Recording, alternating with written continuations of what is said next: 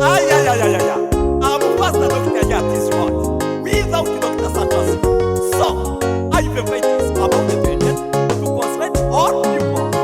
If you want to know where my faith is, ask all Nkurunziza Singers Choir.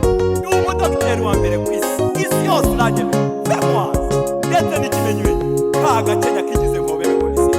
Ngiye kwihina muri laboratoire mvumbura imiti mvura abantu bose.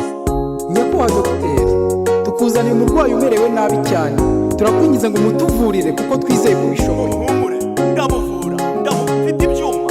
Reka turebe, reka musuzuma. Yo, ndabona umuntu anguye mu maboko kure. Bigenze bite? Umuntu anguye mu maboko nawambira. Hari dogiteri usumba abadogiteri bo ku isi. Dogiteri uwo yitwa Yesu. Uretse no kuzura upfuye, avura n'indwara y'icyaha. Reka tumutabaze azabikore kuko abishoboye byose. Yesu Kristo mwana w'Imana, dogiteri usumba abadogiteri bo ku isi. Turagutabaje kugira ngo uze utuzurire umuntu kuko tubyizera ko ubishoboye mu izina rya Yesu. Oh, ndabona umuntu azutse rwose.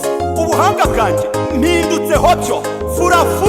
Yesu wabavuga, nanjye ndamwizeye ndamwemeye. Amen.